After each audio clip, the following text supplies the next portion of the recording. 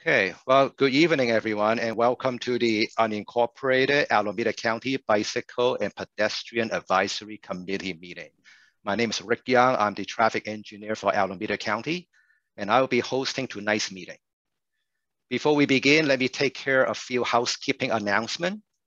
We are conducting tonight's meeting remotely by teleconference. Teleconferencing guidelines were provided with the agenda. But if you are experiencing any technical issue, please call our help desk at 510-670-5755. The general public will have an opportunity to provide comments when I open public comments for each item on the agenda.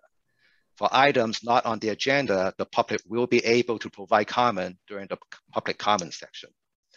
And lastly, let me remind everyone that this meeting is being recorded.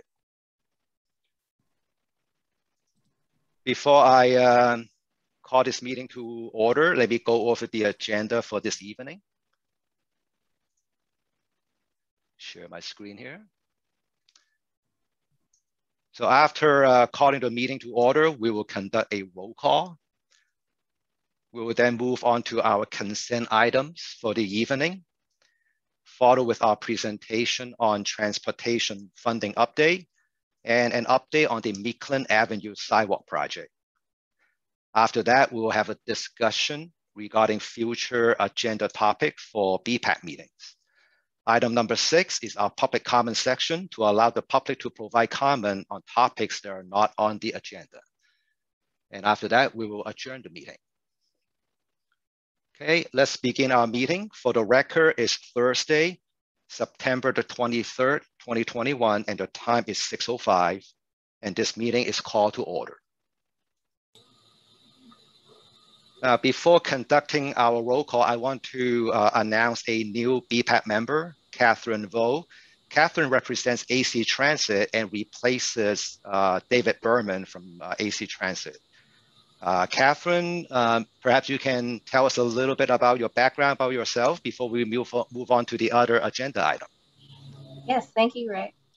My name is Catherine Vo. I am back at AC Transit. I was with them previously, but I was most recently in Houston for the last 3 years, working at the MPO there, specializing in multimodal transportation with a focus in resiliency. I led the PED Bike subcommittee while there, so I'm happy to be able to serve here, and I hope that my skills will be of service to this team. And I've done a few bike ped projects in Houston, but I've also worked with bike ped and the transit interface because, as we know, once our transit users get off of a bus, they are either pedestrians or bicyclists, you know, that last mile transition. And so I'm here to help out and kind of give the transit perspective. And I'm really thankful for the opportunity and great to see you and meet you all. Thanks. Yeah, thank you. Welcome. We look forward to getting your comments, your background, all your expertise. So, okay, Halima, if you would please do the roll call. Yes. Bruce Doogie. Present. Daniel Leary. Here. Nikki Went. Here. Catherine Bowe. Here. Cindy Torres. Present. Shanita Chu.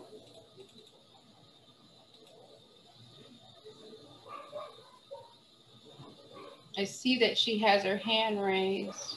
Oh, maybe I need to promote her. Yeah. I'll promote her to panelist. Yeah, if you can do that. Okay. I just promoted her. Michael Williams. Present. Sharon Boholman. Present. Rebecca Stanek. Present. Parvin Ahmadi.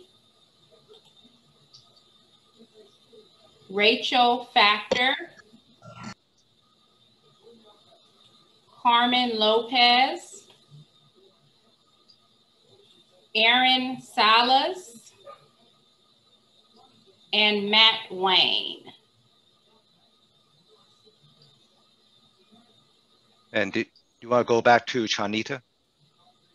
Shanita Chu. Present. Okay, so we have 9 members present. Okay, and we have quorum. Thank you, Halima. Okay, moving on to our consent items. Hey, Rick, before you move on, I think we're required to have public comment on every agenda item, so you might ask for public comment. Okay. So, we have one person. Do you want me to allow to talk right now? Yeah, I'll take care of that. That's okay. Okay. Okay, sure. And Roy, go ahead. Yeah, good evening. Thank you, Rick. And just a reminder, yeah, you can take public comment on every agenda item.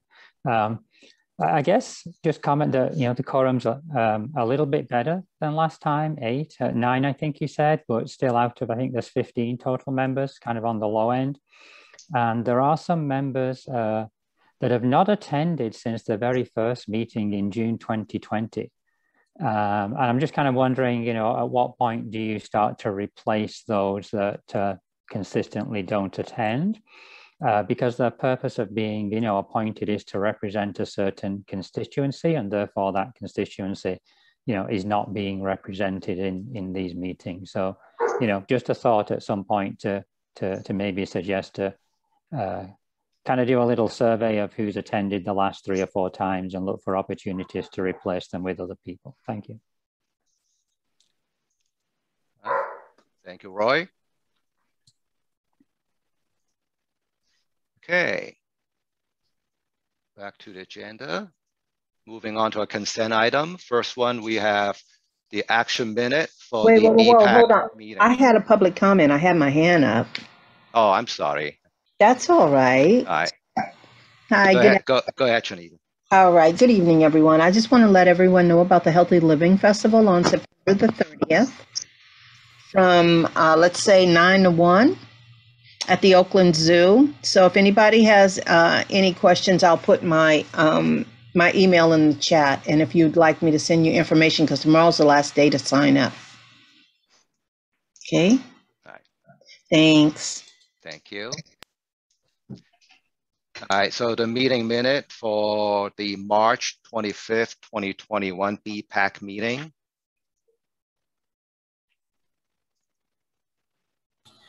So we'll start with any comments or discussion from the BPAC members. This is Rebecca. I'm pretty sure I was not at that meeting. And I see myself listed there as having attended. And again, I was, yeah, I'm pretty sure I was not at that meeting. So I just wanted to flag that. Although it's at this point, it's 6 months ago, so who knows, but pretty sure I was not there. Okay. And Rick, I have a question. I wasn't a part of this, so I'll be abstaining. Yeah, that will be fine. Okay.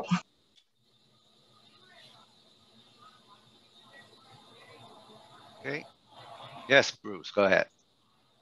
Yeah, I think it says there was no public comments, and I'm pretty sure there were public comments. But then also these are pretty sparse minutes. They're really just the agenda item copied the original agenda. And so I know that Tona was supposed to talk to you guys about publishing the recordings, the audiovisual recordings. And that was sort of the way to capture the details of what happened in the meeting, because they're not being captured in the minutes. So is that possible to publish those recordings? Yeah, we'll have to look at that one. I don't have the answer for that.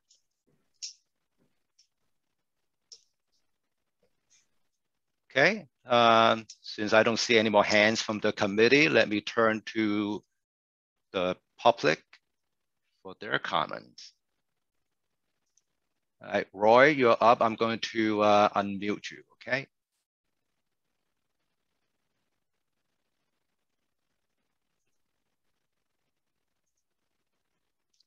Go ahead, Roy. Thanks, Rick. Yeah, just a correction on the March minutes where it says there was no public comment. I did make public comment at that meeting. And, you know, I'd certainly agree with Bruce on the, you know, lack of detail in the minutes. Essentially, what you presented as the minutes is simply a copy of the agenda.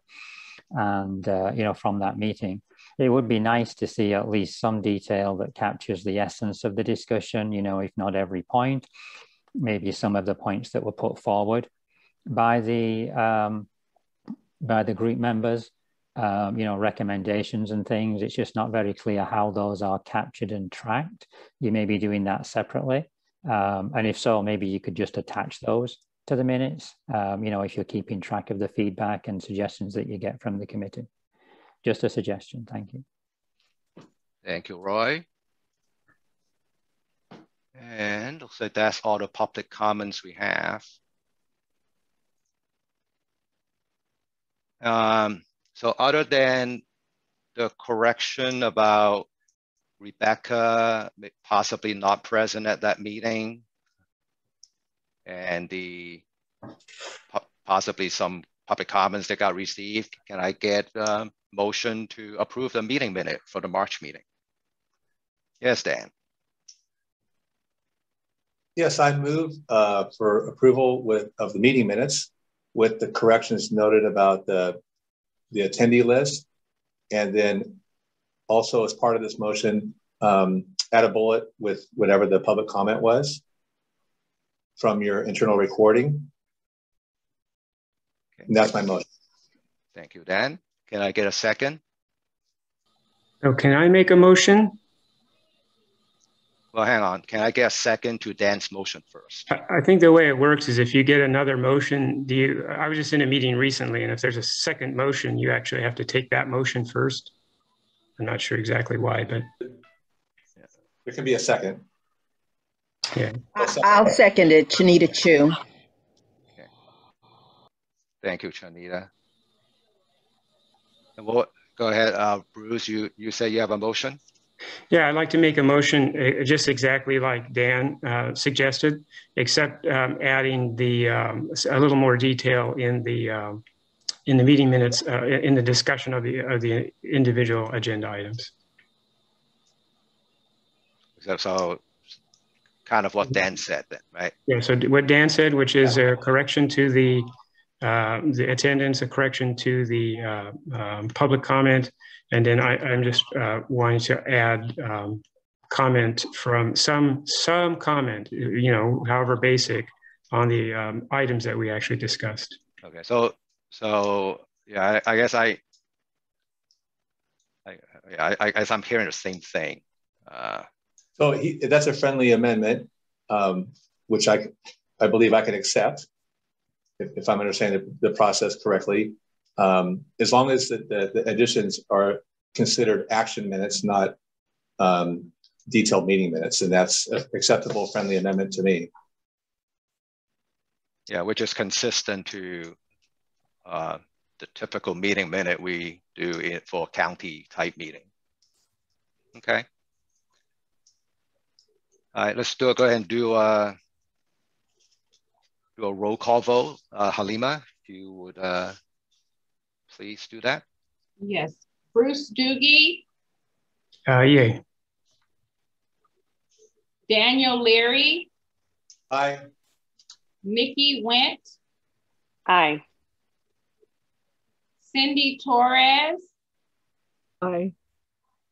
Chanita Chu. Yes. Michael Williams. Aye. Sharon Bohoman. Aye. Rebecca Stanek. Abstain. Catherine Bowe. Abstain.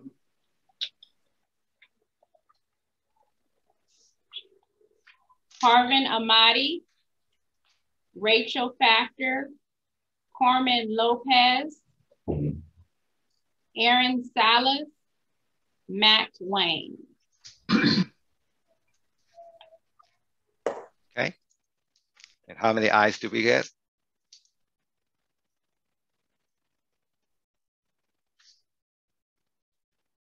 We got We have 7 ayes. All right. Okay, motion passes with the amendment proposed by Dan. So Dan, thank you very much. And Bruce, thank you for that. Second consent item is the meeting minute for the June meeting. Go through the same process. Any comments or questions from the committee members? Okay, I don't see. I have a comment. Yeah. I guess I would like to suggest that we add the video recording to the meeting minutes, attach that video to the meeting or a link. I'm sorry, say that one more time. I lost some of your audio at the end there. I would like to suggest that we add some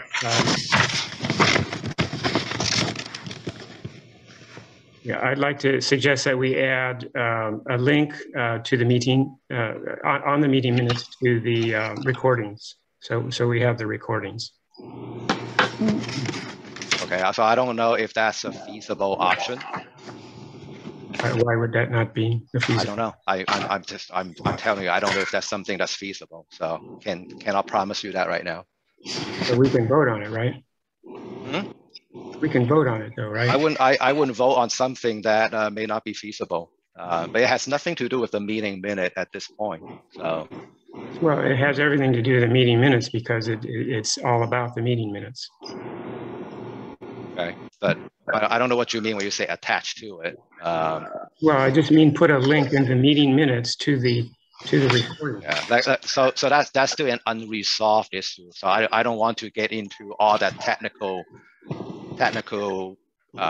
possibility at this point. Anyone else? I move that we accept the minutes as read and that they be placed on file. Okay. Hang on one second. Before we do that, let me move on to, looks like we have a couple people from the public who would like to speak. Dan Jackowitz, Officer Jackowitz, right? Go ahead.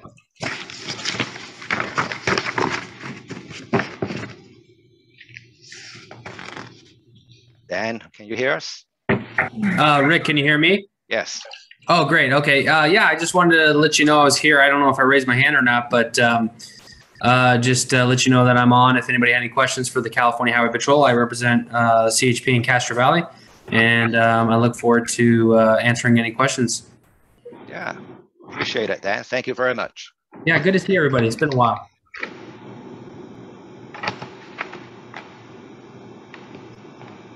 Okay, Roy, go ahead. Oh no, I think my hand is maybe still raised from last time. I wasn't intending to speak again. Oh, I'll try and lower it. No problem. And hey, we got a couple hands raised from the committee. Cindy, your hand is raised. Go ahead. Yes. So this is being recorded as all the other meetings were being recorded. Where can we access this? And if we can't put a link to this recording in the minutes, can we refer to where we can find these recordings? Yeah, that's something I don't have that answer tonight, so that's something I need to look into. So can we postpone voting on this until we have that answer?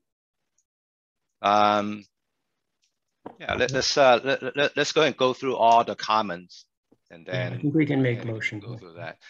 Go ahead, Dan. You have your hands raised. Yeah, there was a motion made to approve the minutes of June 24th. I second that motion. Okay, Bruce, you still have your hand raised. Did you have something else to say? Yeah, I'd like to make a motion to postpone the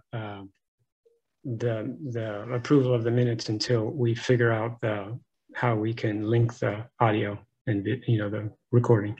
Okay, so it looks like is there a second to Bruce's motion? I second that. Okay, so we have two motions on the table. Let's go ahead and vote for each one of them. We'll go with the we'll vote on Charnita's motion first to approve the meeting minute. Halima, please conduct the roll call vote, please. Okay, Bruce Doogie. Negative, no. Daniel Leary. Aye. Nikki Went, Aye. Catherine Bowe, Abstain.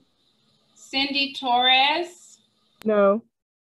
Shanita Chu,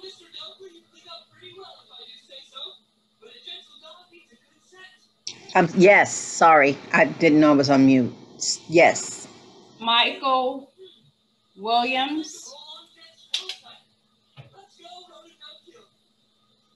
Michael Williams, Oh, no. Sharon Bohoman, Aye. Rebecca Stanek, Yes. Parvin Amani, Rachel Factor, Carmen Lopez, Aaron Salas, and Matt Wayne. Okay, so it looks like we have five yes, 3 no's, and 1 abstain. Let's move. I have something to say right quick. Helena, I have to leave not early, but I always switch from my computer to my phone. So I want to let you know I'm going to do that again tonight if you guys get close to the time that my bus leaves. I understand. Finished on the bus. Okay. I'll be coming in on my phone. Thanks. Okay. All right, let's go ahead and vote on Bruce's motion to postpone. Alima, please conduct the roll call. Bruce Doogie, Michael Leary. Yes. Michael Leary. Is that me? Daniel Leary, that's a no. Daniel Leary. No. Nikki Went. No.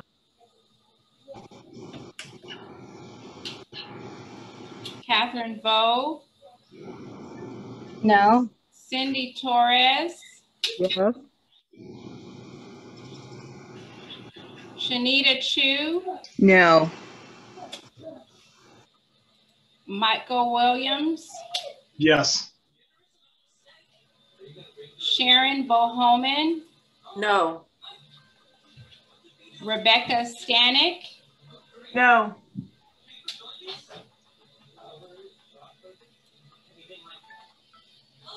Parvin Amadi, Rachel Factor, Carmen Lopez, Aaron Salas, Matt Wayne. Okay, so based on the vote, the first motion passes and the second motion did not. So the meeting minute is approved. Okay, moving on to item number 4 on the agenda is our presentation. We have 2 presentations tonight. We have an update on transportation funding grants. We have an update on the Meeklin Avenue Sidewalk project. So I'll be presenting for the first item, so please stand by while I bring up the presentation.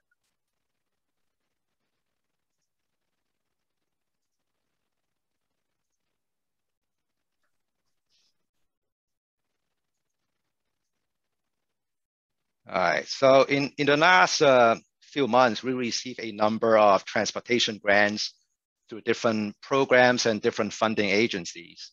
And all these grants provide funding for safety improvement, different parts of the county. And I would say a few of them are used on projects that will improve pedestrian safety specifically. So I thought we can take this opportunity to go over quickly just some of these grants. So we'll start with the Highway Safety Improvement Program. I think I gave a presentation about this funding application last December, and I'm happy to report that our application was approved, and we will receive money to install rapid flashing beacon, hawk signal to improve pedestrian safety. We also got money to do upgrade on the guardrail on Crow Canyon Road. Next, through the ACTC Comprehensive Investment Plan, we will receive funding for the East Llewellyn Boulevard Improvement Project, and also the Sidewalk project on Royal Avenue in the unincorporated area of Hayward.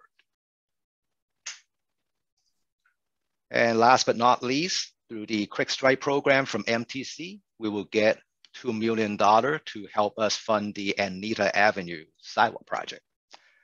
So that's all I have for the transport funding grant, short and sweet.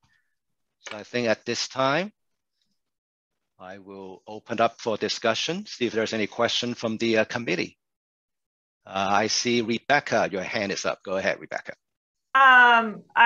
Congratulations on getting all these grants. I'm really excited for these. And I was just wondering, especially with Anita Avenue, but really for all of them, what is the timeline for installation? Yeah, so we're going through some of these projects. Some of them are in the design phase already. I don't have a timeline that I can report to you specific at this point. So some of them, they're in the planning process, but it's a good thing that we got these valuable funding sources to help us move forward with them. Sorry, can you clarify the Anita Avenue sidewalk? Is that design money or is that construction money? I thought the design for Anita was already done. That $2 million is to help support construction. Okay, great. Thank you. Yeah. Yes, Bruce, go ahead. I just want to say, super exciting to see all that money. It seems fantastic. It's a lot of, especially those $2 million grants. It's quite impressive. Thank you. Dan, go ahead. Yeah, Rick, I want to know whatever you can share further about the Hawks. Do you have Hawks currently right now within the we do not. So these, this will be our first opportunity to put them in. Mm-hmm. There'll be 3 intersections in Castro Valley. Okay. Thank you. You definitely see more of them throughout the Bay Area as you drive around. So I think people are getting more used to them. So that's a good thing. It's just with the cost of them is very high. It's almost like a traffic signal, right? 200. Maybe not as high. Also not as complicated. Less equipment to try to wire up. Okay, thank you. Yeah. Cindy, go ahead. Yes, great news on the grants. How do we go about requesting for a hawk to be put in a location? Go ahead and send me an email. I'd be happy to look into it. See if there's any opportunity to put them in the future. Okay, and would there be more likely the chance of a hawk being put in versus a stop sign? It really depends on the location. We look at the conditions of the intersection, look at traffic condition and the usage, and determine what is the best alternative. Sometimes it could be rapid flashing beacons. Sometimes it could be other improvement. So let's look at the actual condition and we can make a determination. Okay, thank you. Okay, any other comments from the committee? Rebecca, your hand is up. Yeah, I have another comment.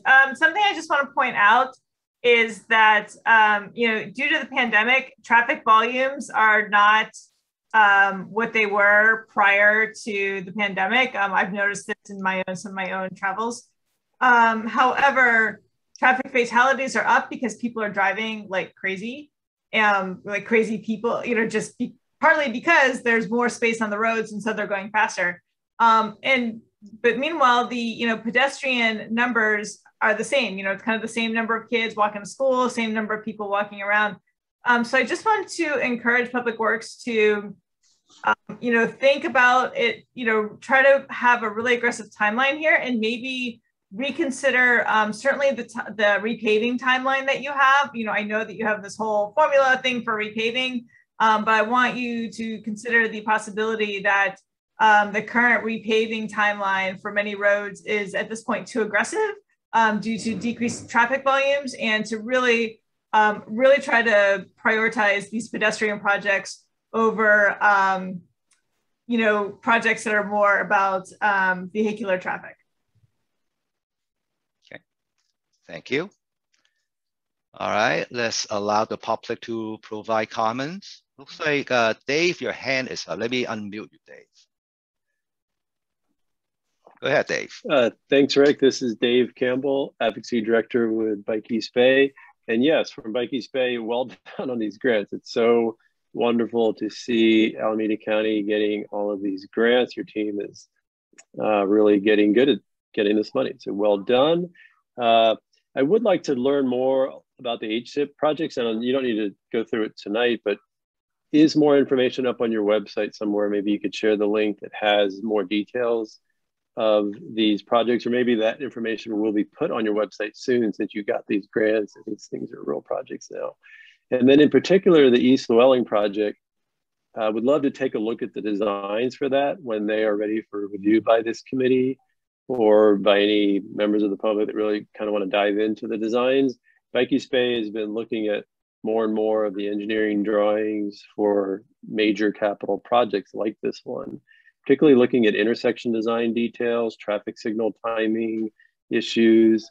There's just a lot that goes on there that when we see the conceptual designs, we don't think about all of these details later on. And so we'd love to take a look at, I'm assuming your designs are probably at 35%, maybe when they get to 65%, this committee could look at them or we could set up a meeting to discuss them. We've got a lot of great bikeways in the works in this area, including the next agenda item and East 14th and all sorts of streets getting bikeways, Pedestrian. So we want to make sure these are well designed and they connect well. Thank you. Thank you, Dave.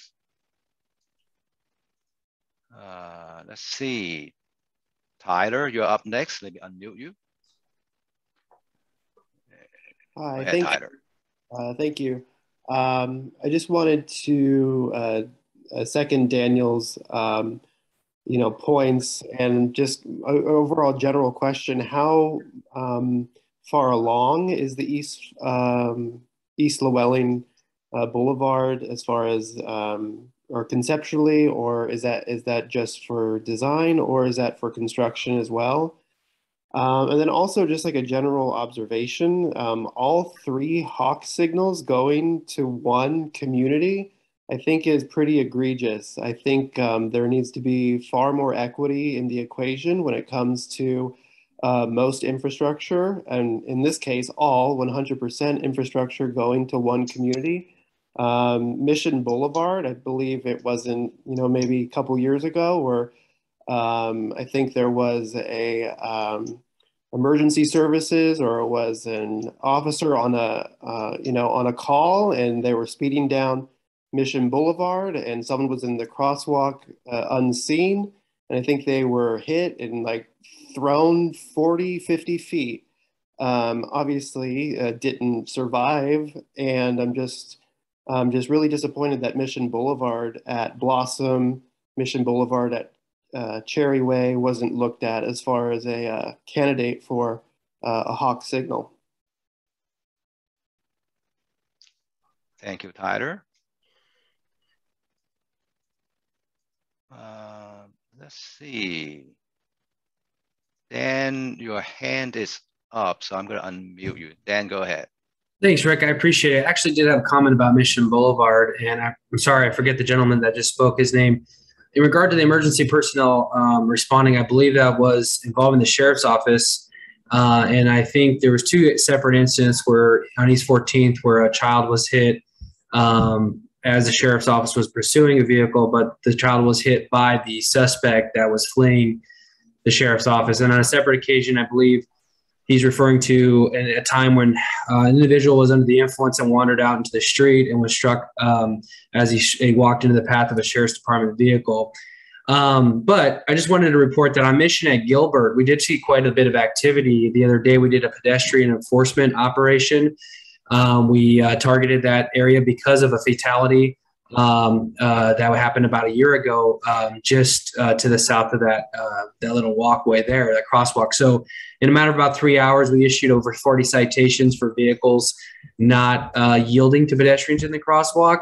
And so I would kind of concur that Mission is kind of a hot spot. It would be nice to see maybe a hawk signal in that area. I'm kind of new to the term hawk signal, but I did Google it and it looks pretty cool. So yeah, I mean, I think Mission is definitely an area where people are traveling double the speed limit at times, is something we saw just the other day. So just wanted to comment on that.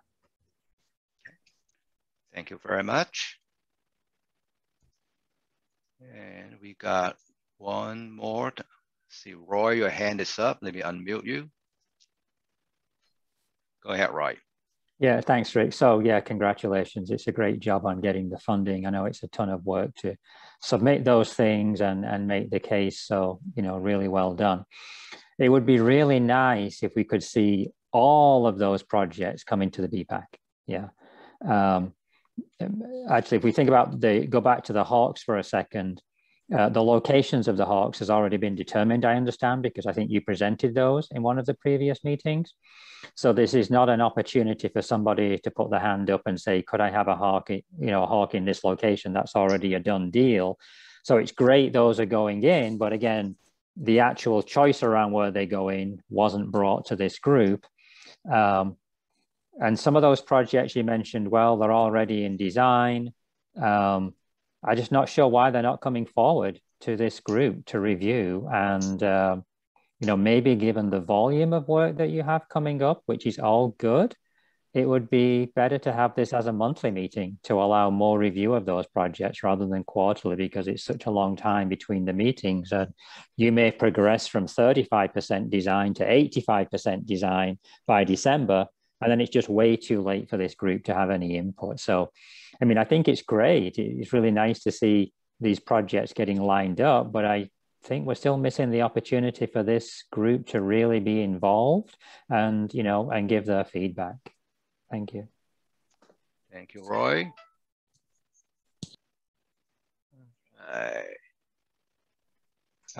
See, Cindy, you have more questions or comments? Go ahead. Yes. So going back to the hawk, because I think we should be able to put our opinion in about where these hawks will go when we have funding for them. One of the ones that I really want to go in is we have a brand new Cherryland Community Center coming in. A lot of traffic. I live on that street, speeding all the time. A lady was killed there a couple of years ago, a half a block from there. There's going to be a lot of activity with people going to this community center. And I think it's critical that a hawk signal is put there. We put in a multi-million-dollar project and possibly putting people's, safety at risk. So I think things like that should have a top priority. And when these hawks come up available to be put in, we should have an opinion on them. Thank you. Thank you. Bruce, go ahead. Yeah, I just wanted to comment on the frequency. And I mean, we literally have 6 hours in the entire year. We have 4 1.5-hour sessions to offer our input. And so it's a little bit, it seems a little light for all the stuff that's that you guys are working on and the stuff that some of us are interested in working on also. Thanks. Okay. All right. Well, thank you, everyone, for your input. Let's move on to our next presentation, which is an update to the Meeklin Avenue Sidewalk project. Our presenter is Amber Lowe. Amber is our supervising civil engineer for our road design group. And Amber, looks like you're ready, so I will turn this over to you.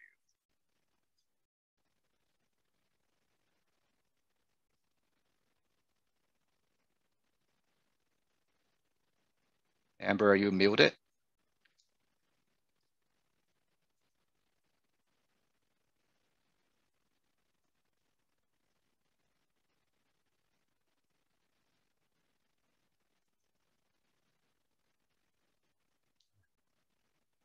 Hey, Amber, I think you're muted, Amber.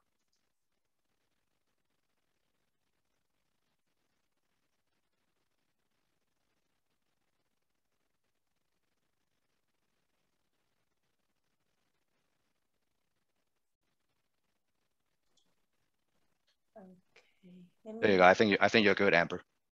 Yeah. Let me share my screen again. As soon as I hit share screen, the mute unmute button disappeared, and I couldn't. That's Zoom. They keep changing things. Okay, I like Teams better. Okay, hi everybody. My name is Amber Lowe, and I'm the supervising civil engineer for the engineering and transportation design section at Public Works. You may remember this Meeklin Avenue project from the BPAC meeting earlier this year in March, if you were at that meeting. After that, we continued to develop the design. We also had a public meeting for this project in July, and I'm here tonight to provide you some updates.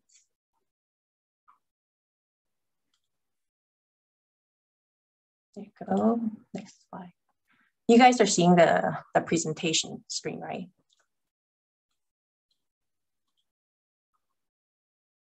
Yes, we can see it. Okay.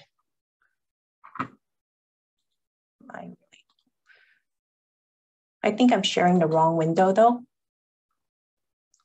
Hold on a second.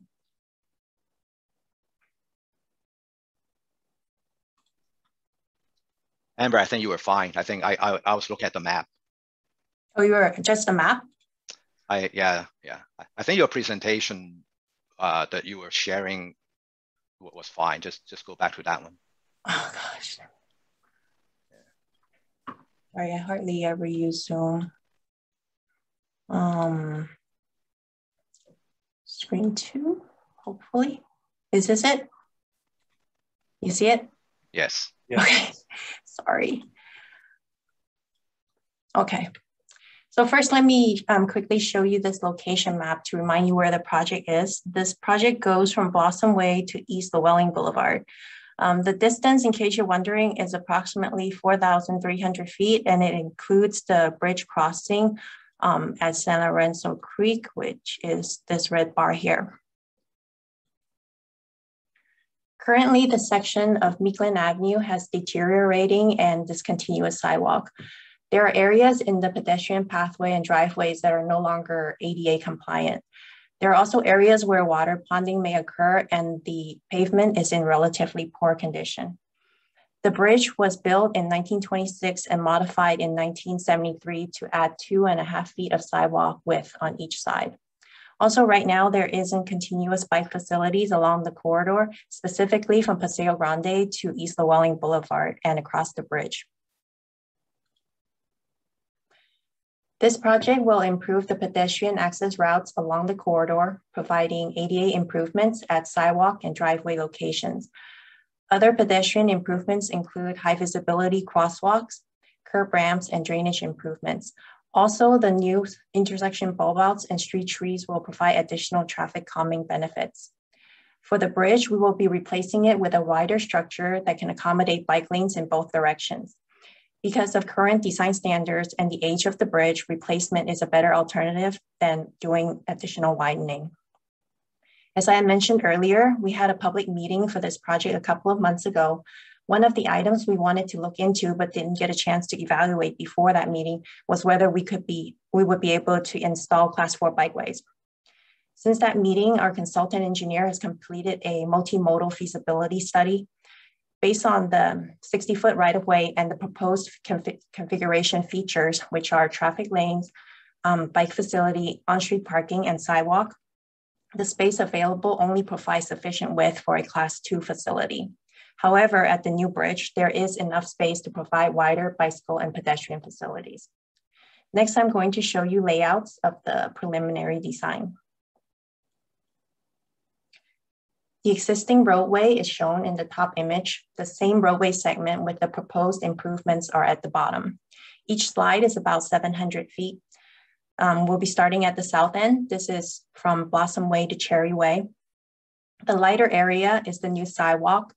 The pink cars represent spaces for on-street parking. The green circles, like here, near the curb, represent new tree wells and street trees. Also, as it says there, the blue line is the right-of-way line. This next segment is from Cherryway to Medford Avenue. Again, similar improvements.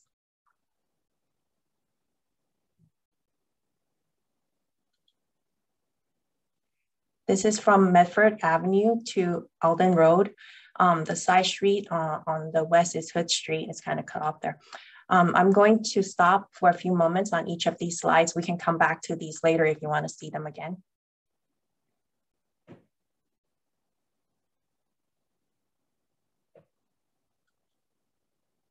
This is from Alden Road to Shasta Street.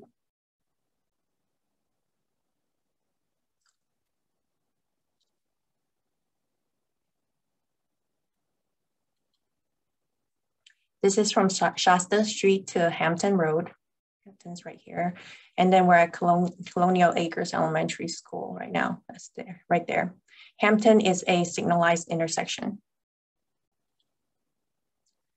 The road has a curve at Paseo Grande, which is also a signalized intersection. The sidewalk north of Hampton on the east side is in pretty good shape, so we don't plan to redo the sidewalk there.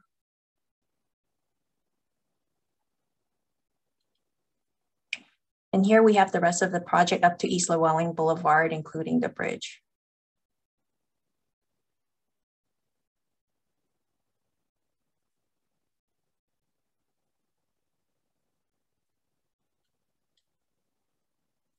This is our current schedule. Design is 35% complete. We are currently working on the required environmental studies also. Target completion for design is next summer. After that, we need to get construction funding approval and then advertise the project for bids. We anticipate starting construction in the summer of 2023.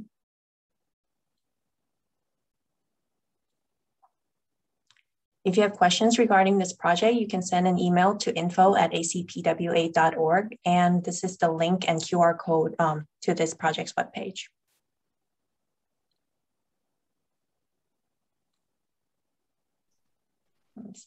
Now it's time for questions and feedback. Okay, let's see here. Amber, I'm going to ask you to unshare your screen. Sure. All right. Catherine, you have a question, go ahead. Yes, it's more of a comment. I know that our team at AC Transit has met with you in the past. Just reiterating that we would like to continue to be looped in and collaborate. We have a few bus stops along this corridor. And so we want to work together to find the best and safest options for our existing bus stops. And thank you for the presentation. Thank you. All right. Dan Leary, go ahead. Yes, well, thank you for the presentation. I know it's a tight space, got to squeeze a lot of stuff in there. Most of my comments are striping related, so I realized that the exhibit shows lines for graphics. It's not really intended to be a final striping plan. So some of these are kind of obvious things, but on some of the side streets, the stop bar is set back so that I'm concerned about the corner sight distance with the sight triangles. And maybe there's an opportunity to make the bulb outs even longer if the parking has to be restricted slightly to maintain those corner sight triangles. And one thing is there's the driveway at, I think it's station 22+00. I forget the name of that side street, but it's one of those cases where the homeowner already has a driveway on the side street.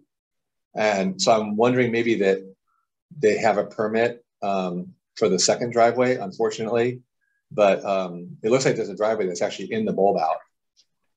And I'm sure nobody wants that. Actually, I'm curious, do we have to keep that driveway there? Did you say 2200? Yeah. That's at Medford Court intersection. It's actually, it goes back to my first comment because the driveway is on the corner and that homeowner already has a driveway. Mm-hmm. So now we're having to push it within the public right of way. Now we have to push the curb ramp around the corner, which pushes the stop bar further back. Now we're going to lose a parking stall. There's a chain reaction to allowing this home, it looks like they have some kind of a, on street view, like some kind of a industrial vehicle in the driveway. You see what I'm talking about there? Mm-hmm. Yeah. So I know sometimes these people have permits to do that, unfortunately. So hopefully they don't. If they don't, I'd like to see that driveway be removed if possible. And then, you know, in Alameda County, there's a lot of situations like Meeklin where there's many, many T intersections rather than four-way intersections. And sometimes those can be opportunities for additional crossings. And I think MUTCD requires, or at least Rick can correct me, every 600 feet to have an additional crosswalk, which could trigger an RRFB or, so I don't know if there's been any kind of pedestrian study to identify opportunities to have added crossings throughout. Yeah, actually, part of that goes back to the HSIP grant I was presenting earlier. I think we'll be adding RFBs along Meeklin here. I think there's 2 locations that we identify. And if you do a really nice managed crosswalk where it's really short, you still have the bike lanes, of course, but because, you know, people are going to cross, you know, the rule of thumb is they won't walk more than 3 minutes out of their way, or probably less. I wouldn't walk 30 seconds out of my way. You know, I'm going to cross. So I think it kind of brings the neighborhood together to have more crossings. And because there's that school there, probably a lot of the normal pedestrian movements that we would expect might be different, you know, because schools tend to, and I wish I would have gone out there in the morning this week or in the afternoon to see, but I was kind of curious which way the cars are coming in and which way because there must be a lot of that. I can only imagine how that place looks in the mornings and the afternoons. And that might be a good chance to identify, because where people want to cross, where the crosswalks could be. But I'm glad to hear there might be opportunity for RFBs, as Rick said. I mean, that would be great. That's my questions and comments. Thank you, Dan. Bruce, go ahead. Yeah, I'd like to second Dan's thought about having more crossings over Meeklin, because it looked pretty bare, and we know that those kinds of markings slow people down a little bit, drivers that are driving down Meeklin. So that's one of the first things I noticed. Another thing is the bulb outs or the pedestrian ramps. There's quite a few single pedestrian ramps, and I think I've sent Public Works a number of my own studies showing that actually a double ramp without a bulb out has better visibility and shorter crossing distances, which is the main point of a bulb out, than a bulb out with a single ramp. So I think we brought up the double versus single ramp on this project specifically at the last 2 presentations, and it doesn't look like it's changed at all. So would love to see that investigated. And the toolkit that the supervisors voted on unanimously and passed the bike plan, and it has a toolkit, and I don't think the Public Works is using this toolkit, and in that toolkit they specifically talk about double versus single ramps, and so it's kind of like a little kind of a NACTO thing, but this is official because it was sanctioned by the supervisors. So so please look at the toolkit. I'm a little skeptical on the idea that we can't get a 2-way cycle path in this 60-foot right of way. So I would love to see. So I heard that we can't do it, or we can't combine the sidewalk with the with a bike path, which puzzles me because we can go narrower on both the sidewalk and the bicycle path, and therefore accommodate. It's a flexible space without any kind of barrier between the walking and the cycling. Then if there's 5 bikes, then they can go through, and if there's 10 pedestrians, they can go through it's a much more flexible arrangement. And I sure would like to see the analysis from this vendor that it says we can't have some kind of a protected bike lane, because that is a school right there. And I guarantee you no one's going to use that bike lane. That bike lane is just like the one on Castro Valley Boulevard. It's a 10-foot travel lane with a 5-foot bike lane and an 8-foot parking lane. And I see cyclists on the sidewalk, which is nice and wide there in Castro Valley Boulevard all the time. So I just don't think that, you know, especially kids are not going to want to use that. You know, we're trying to, you know, get people out of their cars. You know, we have this, you know, climate catastrophe, and it's just a shame that that we're not sort of looking a little harder at trying to improve and reduce greenhouse gases. And the schools are our best opportunity because people live closer to schools than they do anything else. You know, people commute just long distances to work. They don't generally do that for school. So I think that was mainly it. Yeah. Okay, I would like to get responses instead of just a, you know, thanks for the comment, you know.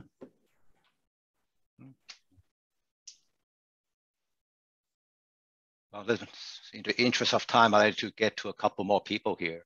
Rebecca, go ahead. Hi, thank you for the presentation. I was wondering, sort of regarding the on-street parking on Meeklin, I noticed that the plans are keeping it on both sides of the street. And so I was wondering, what is the current use of that on-street parking? Is it 100? Is it at 100% capacity? Just kind of like eyeballing it when I've driven by, or just from the pictures or anything, it doesn't. And so I'm wondering if you considered removing parking on one side of the street so that you could have a better bike lane. I think from when I drive by there, I think parking usage, from what I see, is fairly high. The other thing to keep in mind, we do have street sweeping days on Meeklin. So there are days when parking demand is especially high when we don't allow parking on some of the side street when we do street sweeping. So I think there's also a charity place somewhere down on Meeklin. So when they're having giving out donation, those days are especially busy when it comes to parking. Michael, I believe you have your hand up. Yes, sir. Thank you. So Amber, I guess my two-part question for you is, who's the project manager for this project? Is it you or is it Maritoni? Is she still working on this? Yeah, Maritoni is the project manager. Okay, that's fine. I just wanted to clarify that. I'm still trying to make sure that we have some amount of coordination between this project and the San Lorenzo Creekway project. And here on the east side of the bridge, it looks like you've got a couple of details, you know, the apron that comes up from the Creekway, but I don't see the same detail on the west side.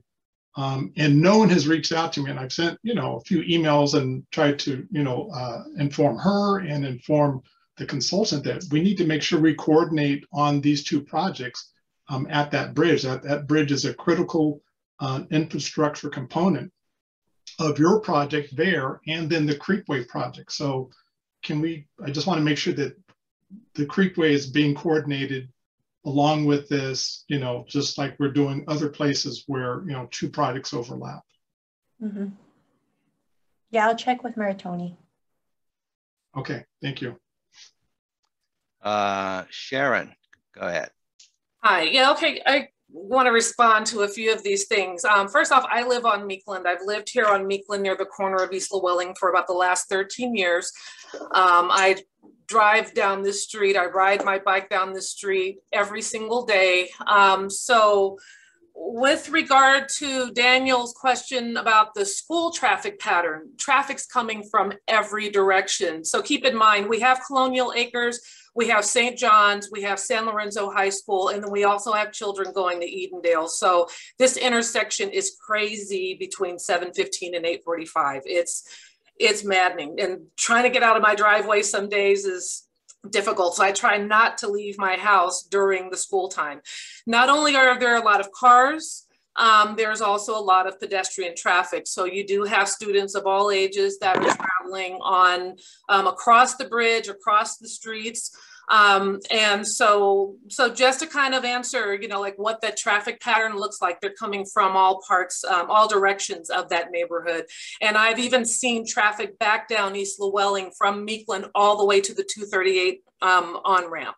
So the traffic gets pretty bad during school in the morning. So just to kind of give you a perspective on what the traffic's like in this area. As far as the parking, again, I drive down this street every day. The parking on Meeklin is necessary. A protected bike lane would be difficult just for the fact that many homes' driveways are on the street.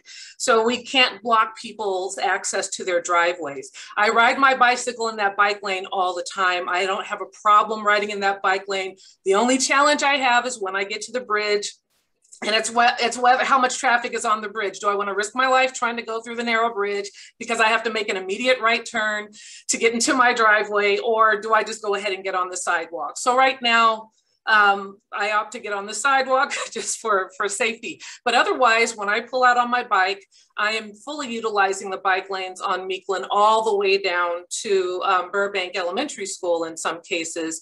Other times I may not want to be on Meeklin because it is heavily trafficked. So I will go down Hampton and get on Western just to have less traffic. So just to, again, give you an idea.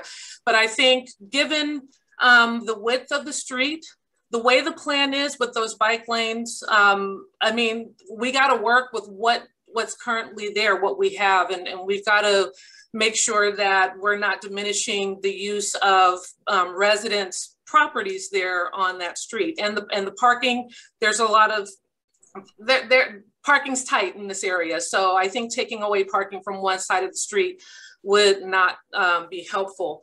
Lastly, because I can't remember the other thing, the other question I have is regarding the bridge. I live literally on the bridge. In fact, you know, we're right where the creek access is right behind my apartment, literally out my back door. So I noticed on the east side, as Michael mentioned, that it does come pretty wide. So that easement area, that path, is that something that belongs to the county, or is that an easement for the apartment complex, is one question I have. And then the other question I have is, and maybe this is premature, but during construction of that bridge, is that bridge going to be closed, or are they going to be somehow allowing for flow of traffic? Because I imagine they'll have to do some massive detours while they're reconstructing that bridge. And that's a major intersection. We get a lot of traffic through there throughout the day, before and after school and after work in the evening. So that's my 3 cents. Thank you, Sharon. Daniel, you wanted to say something? Go ahead. Which Daniel? Director with Decibel. Big guy. Hey, thanks, Rick. How's everybody doing? Good. Good seeing you guys. Appreciate it. Sharon, thank you for saying what you just said. And one of the reasons we kind of give priority to the residents along these projects is because you experience daily what's going on Meeklin. So we prioritize and listen. In addition to the broader policy area, we want to hear and listen to the people that actually are impacted by living along those streets. And what you said is really appreciated. Michael, you said something about the creek project. That's our creek project. We jointly are managing these projects. So I don't want you to stress out about coordination because we want that to succeed. That project is being built on our property, and we appreciate, Michael, your engagement in this one, because it's going to take a collaborative effort to make that happen. to succeed. We haven't dropped the ball in terms of coordination. I know sometimes we kind of get carried away. I was listening to Dan Leary's statement. I was going to jump in and say, stop designing the project right now, because his tendency, we have a tendency sometimes, because we are so passionate, to kind of go into the details. But the truth of the matter is this project is going to be an asset for the community, and it will be connected to that creek pathway, and that's going to take people all the way to the bay. So hopefully that would be one of the success stories that we will have. So I would say this, one of the value add that I think we get from you guys is you tell us the broader perspective of how something is done. We're paying a consultant millions of dollars to design them, and I don't want you to kind of make it look like as if we're not listening. But when we go out there and hire a consultant, and Dan should be very familiar with that concept, the county is putting the interest of the design, the engineering on that consultant. That consultant is with a lot of qualified, highly skilled people. And we depend on these consultants. What we need from folks like yourself and ourselves is what are the broader guidelines, including the community, that we want to happen. For example, a lot of people would like to see parking removed. I can tell you, I've been on Meeklin several times, and I have a few friends that live along that roadway. There's a lot of demand on parking in that street. And like Sharon said, there's a lot of closed driveways. And removing parking is not even a viable option. Now, would that be a policy everywhere? No. So we need to do things on a case-by-case basis and make sure that we accommodate the community's interest while meeting the bike paid interest of the county. So I really appreciate the statements that you guys are making, but I just wanted to make sure I assure Michael that that creek project is a high priority project for us, and we're gonna make sure it happens, and hopefully Hard will be maintaining and managing the trail system so that once it's done, it's also successfully implemented. And I will add a few other things as we go along. I just wanted to say something about this project. It's an excellent project. We would like to make it happen, but it's going to happen before the creek project is done. I don't think we have any money nor really anything on the creek project yet. So we'll work with you closely, Michael. Okay, thank you, sir. Yes, thanks. Excellent, appreciate it. So Cindy, go ahead. I see your hand is raised. Hello, okay. I don't know if you can bring up the map, but at the northwest corner, the end of Meeklin and Llewellyn, there are several driveways there.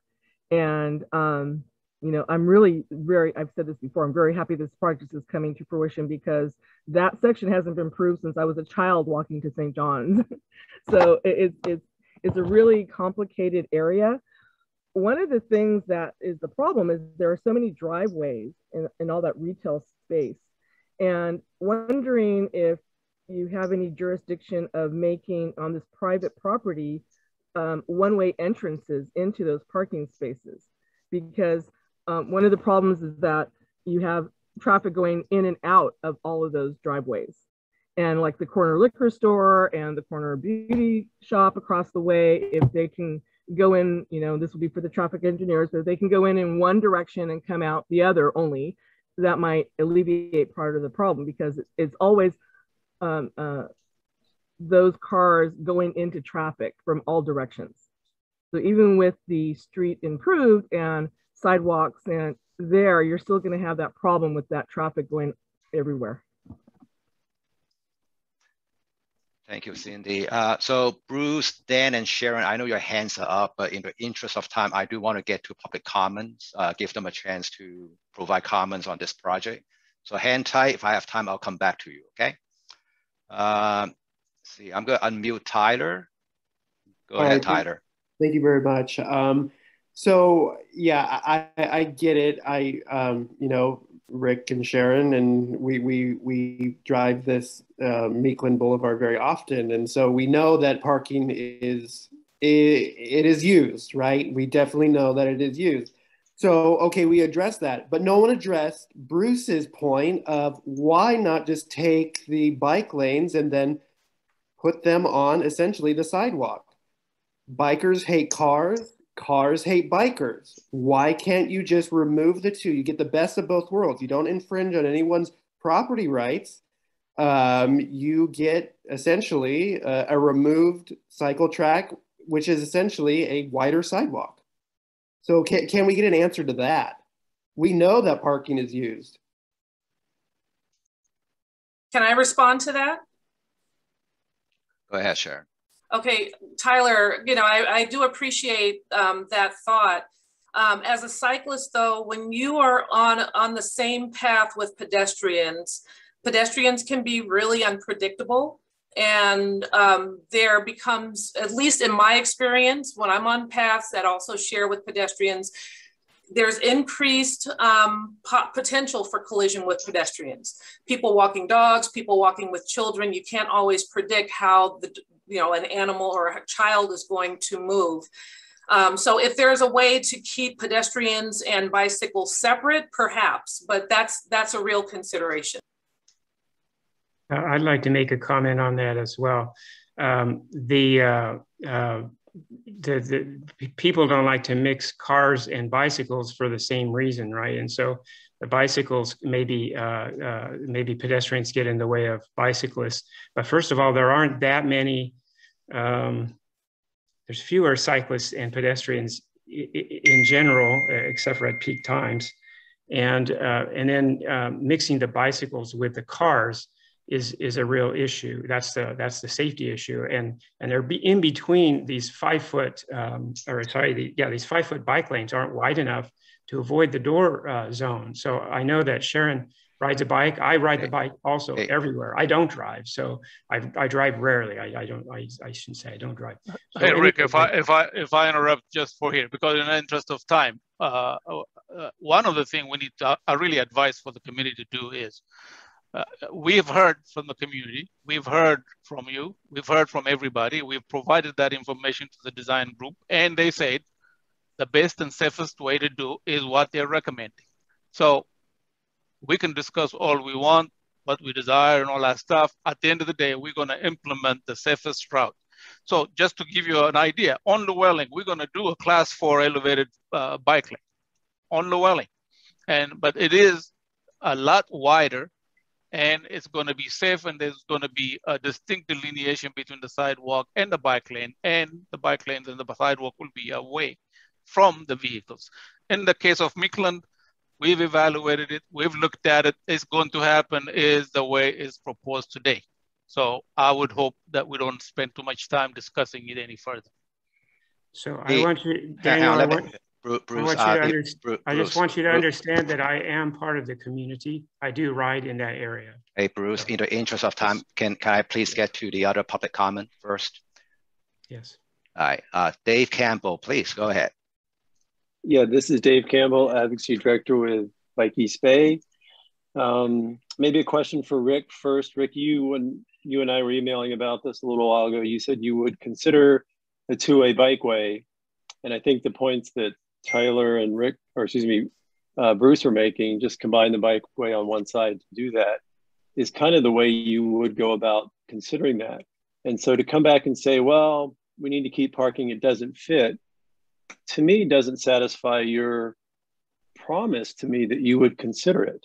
And so, yeah, we know there's going to be parking on both sides of the street. To tell us we're going to keep that and the bikeway doesn't fit is not really a response. And it's certainly not fulfilling your promise I think you made to me that you would consider the two-way.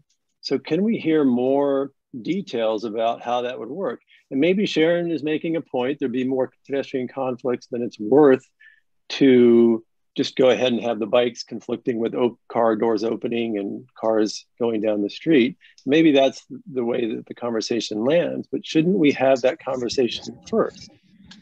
And I would also love to see a parking analysis. We have anecdotal feedback here, and it's great that we have somebody like Sharon who lives on the street, or maybe two people on the call live on the street. That's great. And maybe we don't need to do a parking analysis, but we typically want to do that on big, expensive projects like this so that we can make sure we get it right and we understand the parking needs of the street. I think this is a Measure BB funded project in part, and there's a complete streets requirement in Measure BB.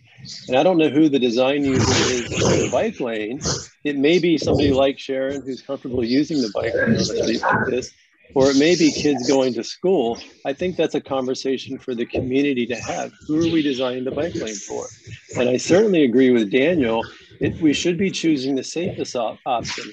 But I think I've heard the consultant say, we're not going with a two-way bikeway because it doesn't fit with parking. And that's not a safety conclusion, that's a geometric conclusion. And so I agree we should do the safest option. So could we see an analysis, a very thorough analysis of why a two-way bikeway is not the safest option, please? Thank you, Dave. So in the interest of time, I'm going to refer to what Director Woodesonbet has responded in his previous comment. Let me unmute Roy. Roy, go ahead. Thanks, Rick. I'll go very quickly. Amber, thank you for the presentation. I do remember the project being presented in March, and at that time, there was a lot of excitement and enthusiasm in this group for the project. I think that's still the same. It looks like a fantastic project that's going to be a great asset for that community.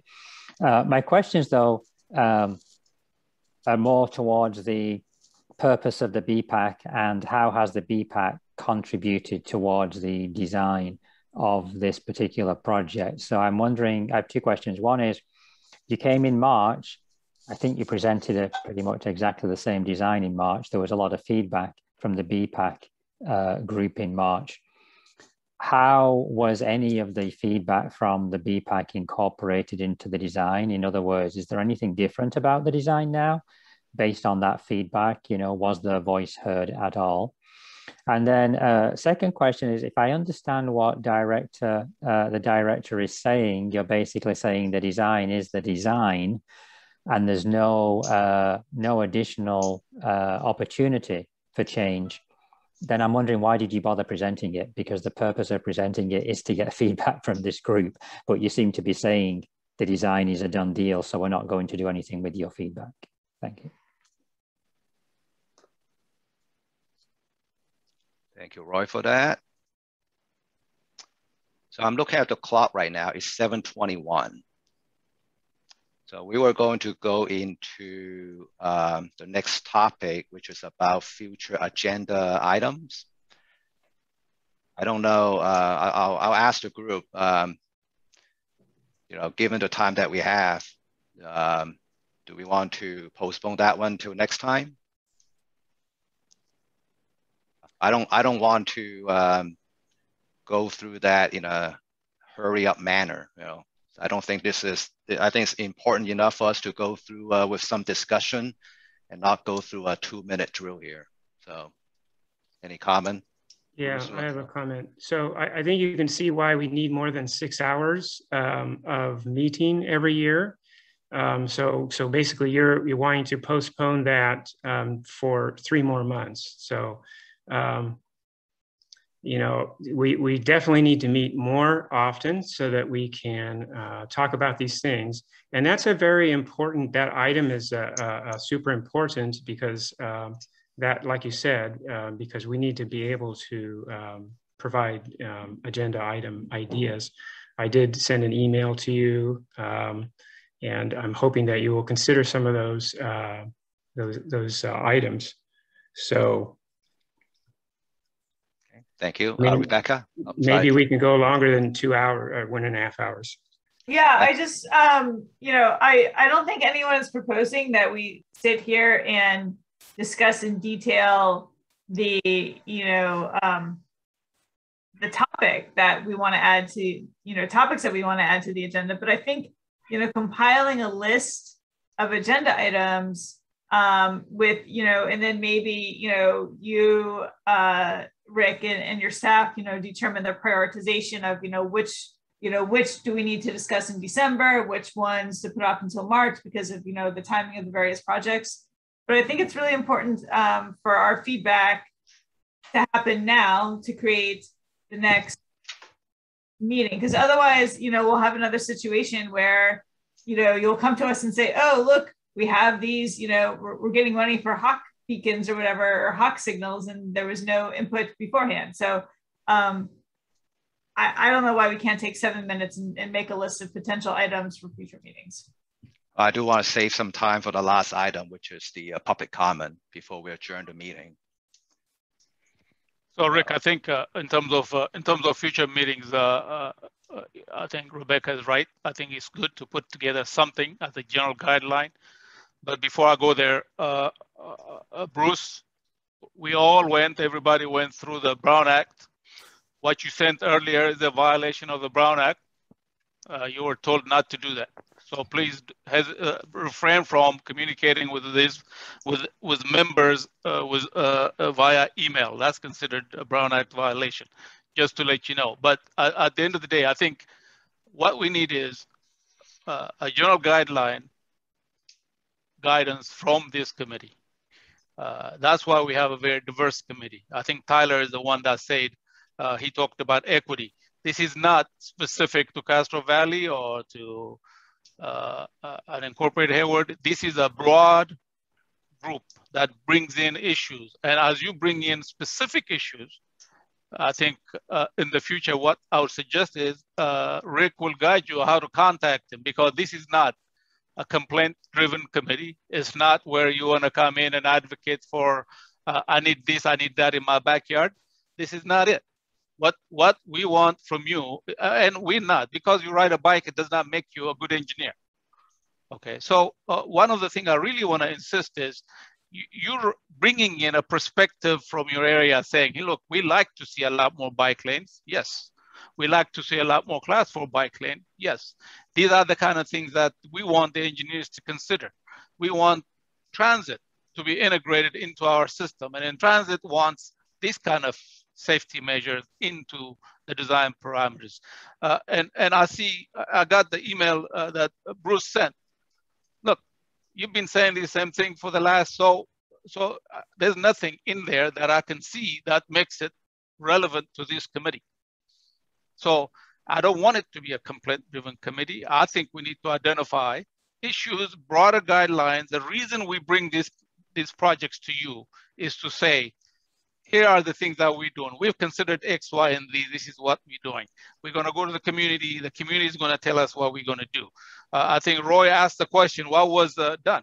Look, we took what we heard from here. We took what we heard from the community. We gave it to the consultant and say, what can you do to make sure that you implement this thing in a safe and engineering-wise? And because you know what, we're going to hold them accountable. Dan should know this, because you design poorly, we're going to come after you for error and omission. If somebody gets hurt because you failed to design properly, your firm is accountable. The county cannot afford just to become a single issue advocate, somebody who just, we don't need cars in the street type of person. Okay, that's not your role. Your role is to do that. And I'll be straight with you. And I'll address Bruce. I can't afford to have somebody violate the Brown Act or be disruptive in these committees. In case you don't know, this committee is advisory to me. So Daniel, I would like to make it's a advisory. It's advisory to me. I would like to make a comment on that, because I do not believe that is a violation of the Brown Act. No. I'm not engaging that discussion at this time. What I'm telling you is, do not do that. And if you do, I'd be more than happy to remove you from this committee. So I want you to know that. So one of the things I'm going to tell you is, I want this committee. We have a very excellent, diverse committee that brings in perspectives that some of us don't have.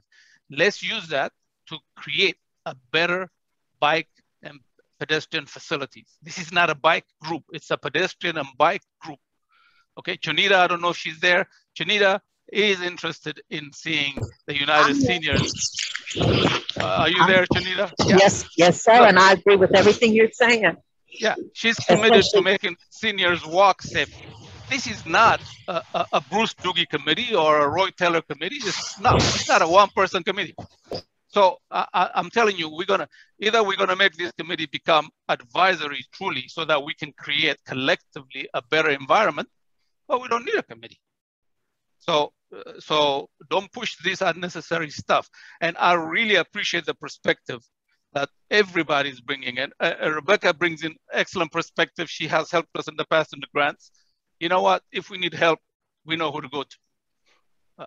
And if you need hog signals or a sidewalk or something, this committee is not to advocate for your own small project, but you can say, hey, Rick, how do I get this information passed to Public Works so that it can be included in the project? We can do that. And by being in this committee, you're not elevating yourself better than the rest of the constituency, no. But if you have a project, you saw something in the community because of your interest and your engagement, you can give us that information and we will include it in our capital projects and everything else. And I really appreciate, and let me tell you, I timed everything. We spent half an hour discussing about the minutes, literally. And that should not be, I mean, all of you are busy people. I don't think we need to waste our time on whether the minutes are here or something like that. So kind of let's make this a very productive group. And I would say this, I think you guys, I really appreciate the feedback. This is a broad, diverse committee. We're gonna go to the community in addition to you every time we have a project. We will bring projects to you. Llewellyn will come again. Okay, Anita will come again. The fact that it's designed and is in a process is not to exclude your feedback. It's just to show you some of your input has been incorporated and some of them is not. You know what? I do not like people who are arrogant to tell me because they know how to ride a bike, they're gonna come and tell me how to design. No, it doesn't work that way because we spend too much money with consultants and I've invested my life becoming a good engineer. So let's kind of put ourselves in the right perspective. And I do not want to undermine the value this committee brings in because of one or two people. So I would say, look, Michael, you and I work very well. We're going to make things happen. Hard is going to help us. Catherine, welcome on board. We're going to make sure we're going to do multimodal. That includes transit. It's not just bikes.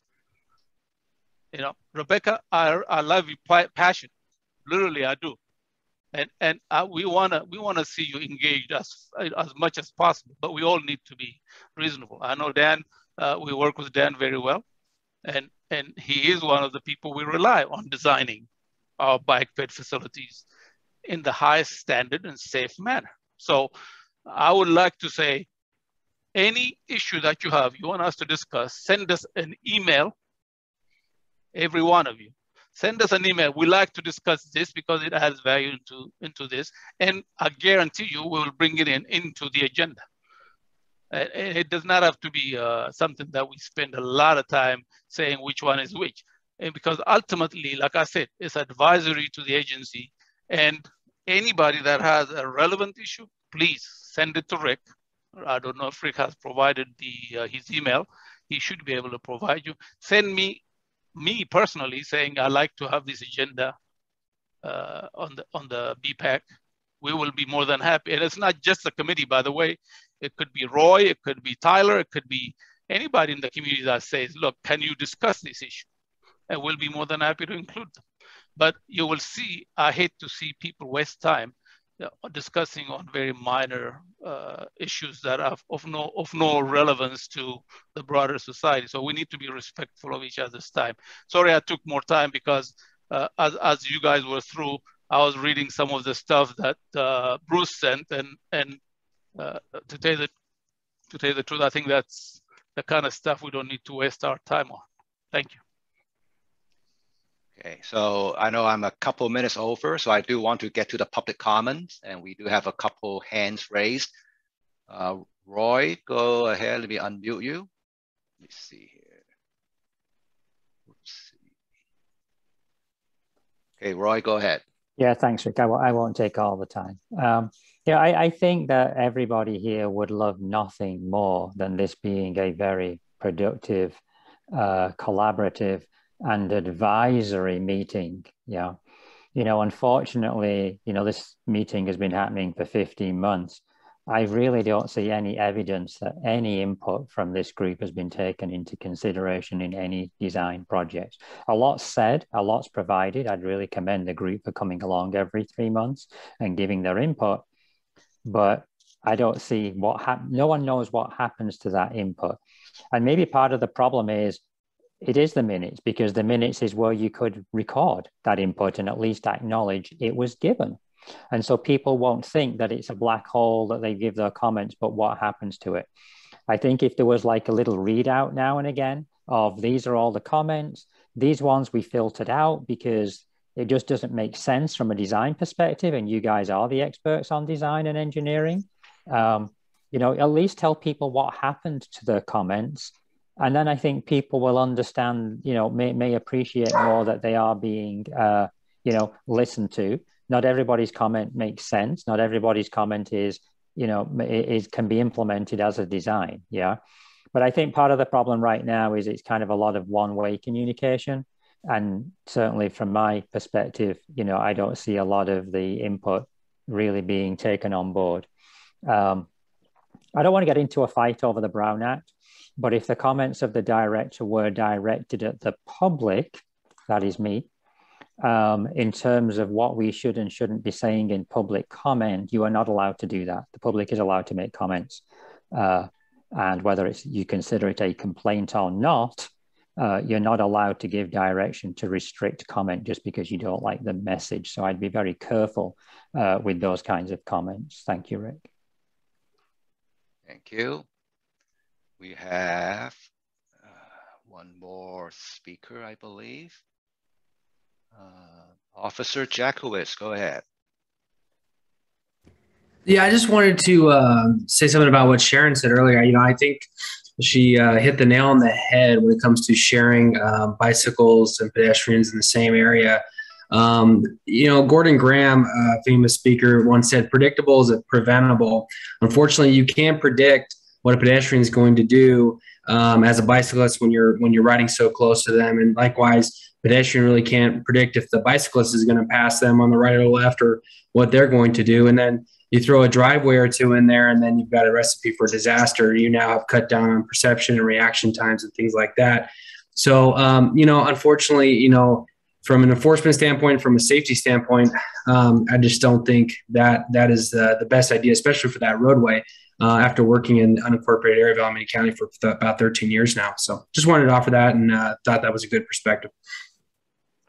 Thank you. Sorry, Dan Leary, did your hand go up there for a second or? You're muted, Dan. There we go. We have Mr. Williams here from the Park District, and I've heard a few times about this project. So if you're planning future presentations, maybe we could put Michael in the hot seat. He could present his project since it seems to come up quite a bit. So I need to know more about it. I'd like to know more about it. Sure, happy to do it anytime. You should have been there when Michael and I were trying to do the grant application last year. Yeah. Okay, well, hey, thank you everyone for spending your time. Yeah, I obviously I disagree with what Daniel said, and I think what Roy said also about you know, the government trying to edit speech or try to stop speech is not good. But I don't believe that was a violation of the Brown Act. I believe you can send out items to the entire board. Is what you send out is the key, and agenda items was one of the items that the lawyer mentioned that was okay to send. So, all right, thank you, Bruce. So the time is now 7:37. So our meeting is adjourned. Our next meeting will be in December, and the agenda will be sent out prior to the meeting. So thank you everyone again. Have a safe evening, and we'll see everyone in December then, okay? Bye-bye. Okay, thanks.